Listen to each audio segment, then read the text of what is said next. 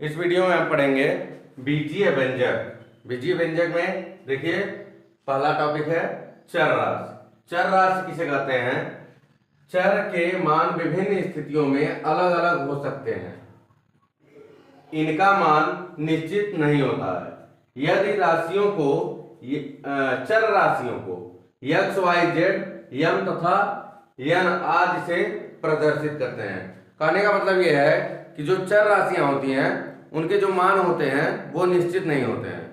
उनका मान कुछ भी हो सकता है, 1, 2, 4, 6, जो भी मान हो सकता है, अलग अलग होते हैं।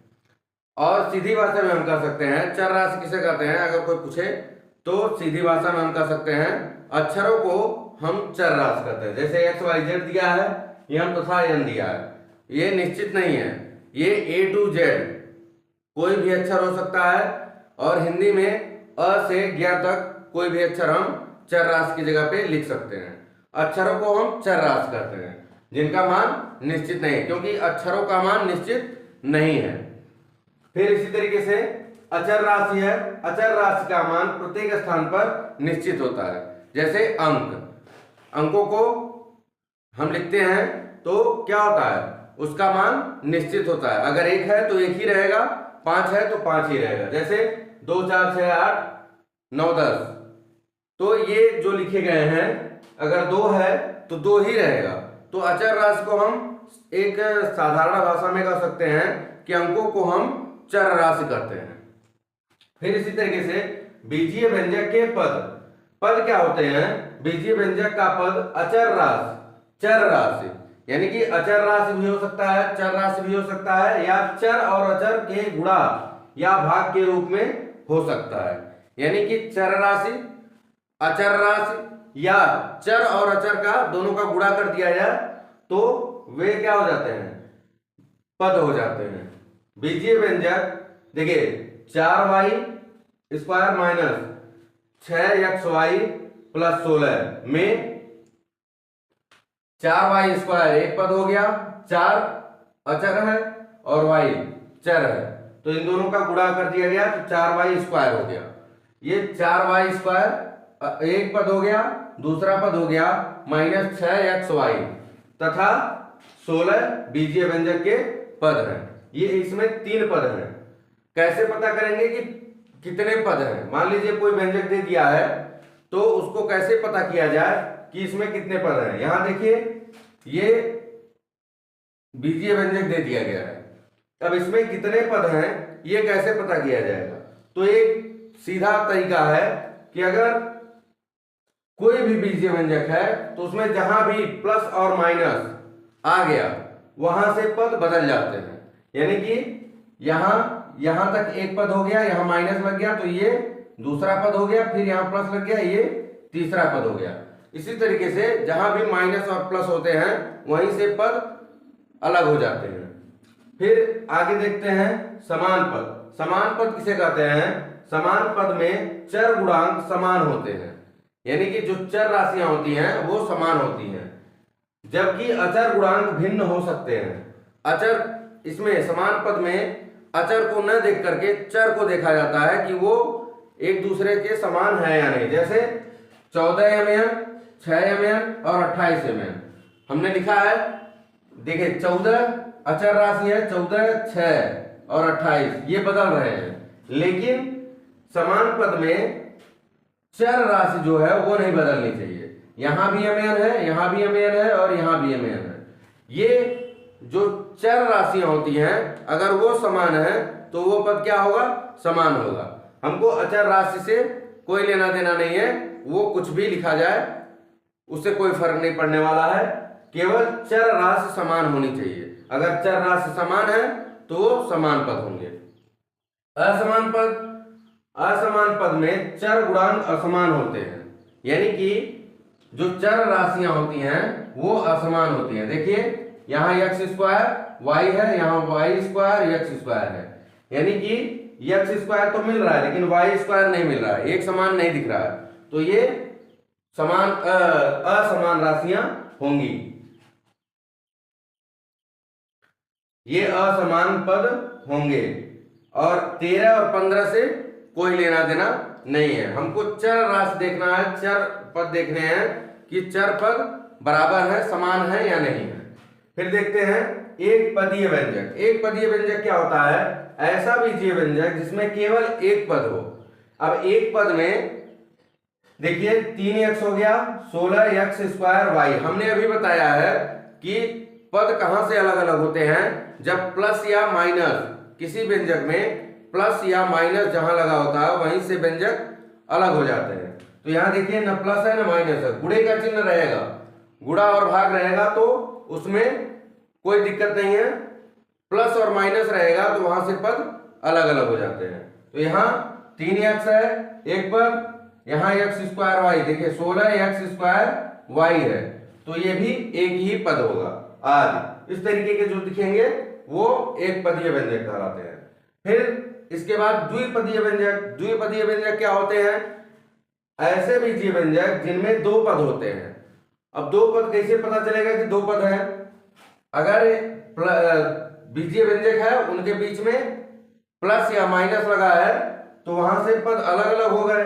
अब देखिए 16x² प्लस 18y, ये बीजीय व्यंजक दिया हुआ है, यहाँ प्लस लगा हुआ है, एक पद ये हो गया और एक पद ये हो गया, यहाँ दो पद हो गए। इसी तरीके से 13a प्लस b, ये 13a यहाँ प्लस लगा हुआ है, 13a के पहले एक पद और प्लस के बाद 13 प्लस के पहले 13a एक पद हो गया, प्लस के बाद b दो पद हो गया आदि। फिर इसी तरीके से त्रिपदीय व्यंजक। त्रिपदीय व्यंजक में ऐसा बीजीय व्यंजक जिसमें तीन पद होते हैं, 18y² plus 12xy minus 2m²। अब इसमें देखिए यहाँ प्लस है यहाँ माइनस है, तो प्लस के पहले एक, फिर बीच वाला एक और लास्ट वाला एक, इसमें तीन पद हो गए, तीन पद हो गए। इसके बाद एक होता है बहुपद, बहुपदीय व्यंजक। बहुपदीय व्यंजक में मतलब ये तीन पद तक दिया है, उसमें तीन से अधिक होंगे। तो ये हो गया हमारा बीजीय व्यंजक का कुछ महत्वपूर्ण पॉइंट। अब इसके बाद हम पढ़ेंगे कुछ क्वेश्चंस इस पे आधारित। चलिए आइए देखते हैं। आइए देखिए, दिया है कथनों के बीजीय व्यंजक लिखिए। ये कुछ पॉइंट दिए गए हैं और इनके बीजीय व्यंजक कैसे लिखा जाएगा ये हम आपको बताते हैं। पहला दिया है एक संख्या यक्स, जो संख्या है वो यक्स है, में 8 जोड़ने पर, यानी कि संख्या यक्स में 8 जोड़ने पर, तो ये हो गया हमारा बीजीय व्यंजक, ये बन गया। अब ये बताइए कि ये कितने पद में है? यहां प्लस लगा हुआ है तो एक पद और दो पद, दो पद में है। फिर इसी तरीके से दूसरा हो जाएगा एक संख्या यम में 12 घटाने पर, तो यम में 12 को घटा देंगे। फिर इसी तरीके से संख्या y तथा z के योग में, y तथा z के योग में यक्स का गुणा करने पर, तो y और z का योग करना है और उसमें यक्स का गुणा कर देना है। यहां आप लिख सकते हैं यक्स गुणे भी, लेकिन अगर ब्रैकेट लगा है तो यहां यक्स भर लिख देंगे तब भी काम चल जाएगा। फिर दिया है यम और यन के योग का 1/4, यम और यन का योग, इसका 1/4, 1/4, या फिर इसको हम लिख सकते हैं यम प्लस यन बटे 4, ये हो गया 1/4। फिर पांचवा नंबर दिया है यक्स और वाई के गुणनफल में, यक्स और वाई के गुणनफल में से उनका योगफल घटाना, यानी कि यक्स और वाई का एक बार गुणनफल फिर इनका योगफल, और उनको क्या करना है? घटा देना है। यक्स प्लस वाई, ये गुणनफल हो गया, ये योगफल हो गया, और उनको घटा देंगे।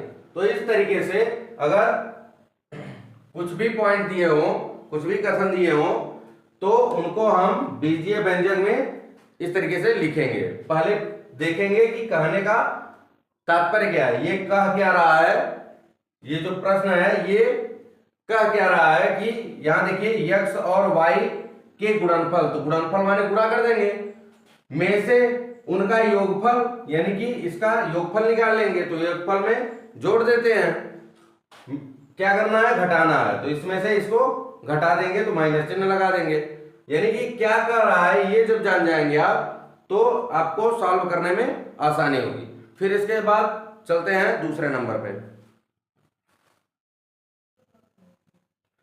चलिए देखिए दूसरा नंबर दिया है, निम्न के गुणांक लिखिए। गुणांक लिखना है, तो गुणांक क्या होता है, मान लीजिए यहाँ y ये दिया है x y minus 5y square plus 6 में y स्क्वायर का गुणांक पूछ रहा है। तो y स्क्वायर का गुणांक क्या होगा कि y स्क्वायर में कितने का गुणा किया गया है। तो देखिए ये 5y स्क्वायर है, यहाँ माइनस भी है, तो माइनस 5y का y स्क्वायर में गुणा किया गया है। तो ये मतलब y स्क्वायर में जब हम माइनस 5 का गुणा करेंगे तो ये हमको मिल जाएगा माइनस 5y स्क्वायर।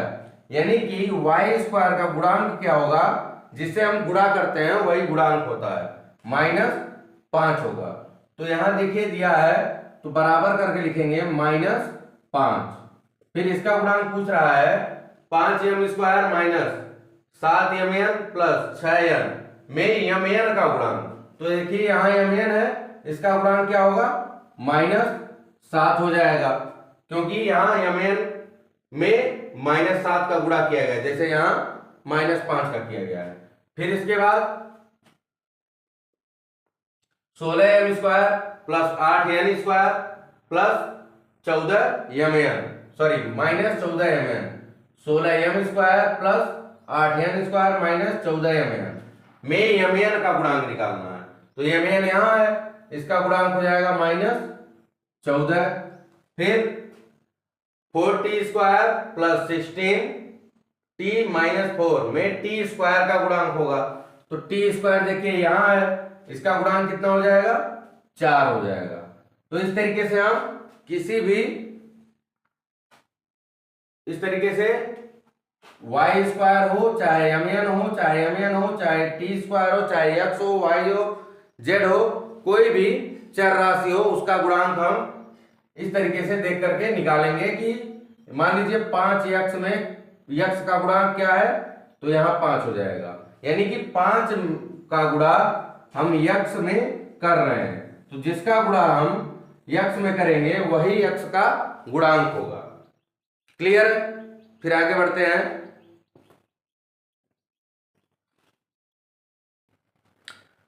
चलिए तीसरा वाला है, चर और अचर राशि लिखिए। चर राशि लिखना है और अचर राशि लिखना है। तो पहले में देखिए लिखेंगे, पहले का चर राशि बराबर, ये देखिए x स्क्वायर है तो ये अक्षर है, तो ये चर राशि हो जाएगा 5x स्क्वायर। अब कहेंगे ये 5 तो अचर राशि है, नहीं, ये देखिए ये 5 जो है वो x स्क्वायर है, यानी कि x स्क्वायर जो है वो इसमें 5 का गुणा किया गया है। तो x स्क्वायर जो होगा इस तरीके से 5 गुणे x स्क्वायर लिखा जाएगा। तो ये अचर राशि नहीं, ये पूरा का पूरा चर राशि होगा। कामा करेंगे, फिर -16xy, ये चर राशि हो गया। और अचर राशि लिखेंगे, अचर राशि, देखिए यहां कोई अक्षर नहीं है तो ये हो जाएगा हमारा अचर राशि। फिर इसी तरीके से दूसरा वाला है 14x square, sorry 14xy minus 19x square plus 4mn। तो दूसरे में हो जाएगा चर राशि बराबर 14xy comma minus 19x square कामा 4mn। और अचर राशि, अचर राशि इसमें देखिए यहां भी अक्षर है, यहां भी अक्षर है, यहां भी अक्षर है, तो ये सब चर राशियां हैं। अचर राशि इसमें कुछ नहीं है तो 0 लिख देंगे। फिर तीसरा इसी तरीके से देखेंगे, यहां देखिए 17 माइनस वाई स्क्वायर है प्लस एक्स स्क्वायर है प्लस 16xy है।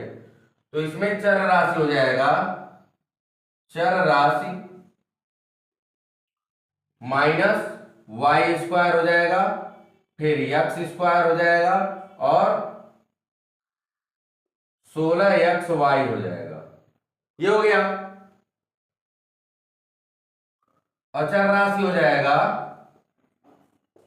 देखिए 17 अकेले है तो ये हो जाएगा अचर राशि। इसी तरीके से निकाला जाएगा। ये चौथे नंबर का चर राशि बराबर हो जाएगा ये 7p स्क्वायर 9mn और अचर राशि हो जाएगा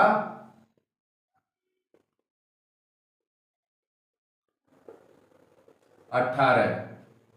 ये हो गया चौथे का। तो इस तरीके से चर राशि और अचर राशि निकाला जाएगा। फिर आगे बढ़ते हैं। देखिए इसमें समान पद लिखना है, तो समान पद कैसे लिखेंगे? समान पद आपको बताया गया है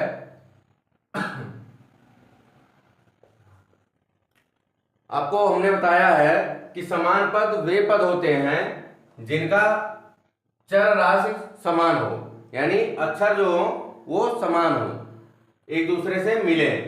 अचर राशि से हमको कोई लेना देना, अंकों से हमको कोई लेना देना नहीं है, यानी कि अक्षर जो है वो मिलने चाहिए और उनके घात मिलने चाहिए। तो देखते हैं, यहां है 8ml स्क्वायर। अब देखिए यम और यल स्क्वायर और कहीं दिख रहा है, ये है यल स्क्वायर यम, यल स्क्वायर यम।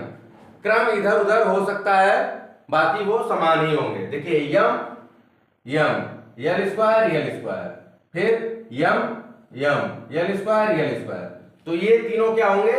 समान होंगे। तो इस तरीके से लिखेंगे 8ml स्क्वायर कामा 18l स्क्वायर यम, फिर 4l स्क्वायर यम। ये हो जाएंगे समान पद। फिर इसके बाद बचा क्या है? p स्क्वायर यम एन, और यहां भी p स्क्वायर यम एन है, तो यहां इसके नीचे लिख लेंगे 7p स्क्वायर यम एन। ये भी क्या होंगे? समान पद ही होंगे।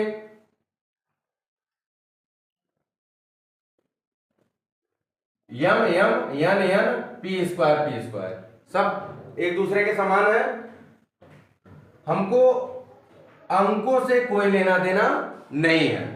अक्षर अगर मिल रहे हैं तो वो समान पद होंगे। फिर इसी प्रकार से देखिए यहां दिया है समान पद खोजेंगे। देखिए एक्स वाई स्क्वायर है, यहाँ एक्स वाई स्क्वायर है, यहाँ एक्स वाई स्क्वायर है, और ये देखिए ध्यान दीजिएगा यहाँ एक्स स्क्वायर वाई है, तो ये एक्स स्क्वायर नहीं है, एक्स वाई स्क्वायर है। तो एक्स वाई स्क्वायर फिर और कहीं नहीं है, तो समान पद ये हो जाएगा minus x y square comma 2xy square. ये हो गया। फिर देखते हैं x square y, x square y ये रहा, तो ये हो जाएगा -4x y x square comma 15x square y. X square match हो रहा है, वाई से वाई मैच हो रहा है। अब इसके बाद देखते हैं क्या बचा? y बचा है और y बचा है, तो ये हो जाएगा 7y और 8y, y मैच हो रहा है। अकेले बचा है -11x, इसका -11x स्क्वायर है, इसका कोई भी समान पद नहीं है, तो बस यहीं पे छोड़ देंगे, ये अकेले रहेगा। अगर इसका समान पद और यहां पे कहीं इस तरीके से कामा करके 5x स्क्वायर दे दिया होता तो ये और ये समान पद हो जाते, लेकिन नहीं है, तो ये समान पद इसका नहीं होगा। फिर आगे बढ़ते हैं। चलिए देखते हैं, पांचवा क्वेश्चन है एक पदीय, द्विपदीय, त्रिपदीय तथा बहुपदीय छांटिए। यानी कि ये जो व्यंजक दिए हुए हैं उसमें से आपको ये बताना है कि कौन सा एक पदीय है, कौन सा द्विपदीय है, कौन सा त्रिपदीय है और कौन सा बहुपदीय है। तो बहुपदीय के बारे में हमने आपको बताया था कि 3 से अधिक व्यंजक जिसमें रहेंगे, 3 से अधिक पद जिसमें रहेंगे वो बहुपदीय व्यंजक होता है। त्रिपदीय क्या होता है? जिसमें 3 पद होते हैं वे त्रिपदीय व्यंजक कहलाते हैं। द्विपदीय में 2 पद होते हैं तो द्विपदीय कहलाते हैं, और एक पदीय में केवल 1 पद हो तो वो एक पदीय व्यंजक कहलाते हैं। लेकिन पद कहलाते हैं, एक पदीय पद कहलाते हैं। लेकिन ये बताइए कि कैसे पता करेंगे कि इसमें 1 पद है या 2 पद है? ये भी हमने आपको बता दिया है। कैसे पता करेंगे? देखेंगे ये व्यंजक जो दिया हुआ है इसमें प्लस और माइनस, यहां देखिए ये प्लस है, ये प्लस है। जहां से प्लस लगा या माइनस लगा है वहीं से पद अलग अलग हो जाते हैं। तो यहां से 16x² यहां तक है, फिर प्लस लग गया तो ये 1 पद हो गया। यहां से 18y(x²) फिर प्लस लग गया, ये 1 पद हो गया, और यहां आगे कुछ नहीं है तो 1 पद ये हो गया। इसमें कितने पद हो गए? 1 2 3। तो ये कौन सा व्यंजक हो जाएगा? त्रिपदीय व्यंजक हो जाएगा। त्रिपदीय व्यंजक। अब आगे बढ़ते हैं। इसमें देखिए यहां माइनस है तो यहां माइनस के पहले तो कुछ नहीं है तो ये 1 पद हो गया, प्लस है यहां 1 पद हो गया। कितने पद हो गए? 2 पद। तो ये हो जाएगा द्विपदीय व्यंजक। इसी तरीके से आगे बढ़ते हैं। ये हो जाएगा 19x²y/m। अब 19x²y/m, यहां देखिए कोई प्लस और माइनस नहीं है, ये अकेले पड़ा हुआ है। तो जब अकेले है तो ये अपने आप लिख देंगे एक पदीय व्यंजक। 1 पद है, अकेला रहेगा तो 1 पद, एक पदीय व्यंजक हो जाएगा। लास्ट वाला देख लेते हैं। इसमें माइनस है, माइनस के पहले कुछ नहीं है तो माइनस के पहले जब कुछ नहीं है तो वहां कोई पद नहीं होगा। यहां प्लस है तो यहां से यहां तक 1 पद, फिर यहां 2 पद, 3 पद और 4 पद। तो यहां हमने बताया है कि 3 से अधिक व्यंजक जब होंगे, 3 से अधिक पद जब होंगे तो ये कौन सा व्यंजक हो जाएगा? बहुपदीय व्यंजक। जब 3 से अधिक पद होंगे किसी व्यंजक में तो बहुपदीय व्यंजक कहलाएगा। तो इस तरीके से अगर व्यंजक दिए हो तो आप कौन सा एक पदीय है, कौन सा द्विपदीय है, कौन सा त्रिपदीय है, कौन सा बहुपदीय है, ये आप आसानी से जान सकते हैं। जिसमें 1 पद हो एक पदीय, 2 पद हो द्विपदीय, 3 पद हो त्रिपदीय और 3 से अधिक पद हो तो बहुपदीय व्यंजक हो जाएगा। इसी के साथ बीजीय व्यंजक का यह पाठ खत्म हो गया। अगले पाठ में हम बीजीय व्यंजकों को जोड़ना और घटाना सिखाएंगे। ये तो हमारा निकल गया कि बीजीय व्यंजक बनाते कैसे हैं, चर राशि क्या होती है, अचर राशि क्या होती है, समान पद क्या होते हैं, और एक पदीय द्विपदीय व्यंजक कैसे हम पता करते हैं। अगले वीडियो में हम बीजीय व्यंजकों को जोड़ना और घटाना सिखाएंगे।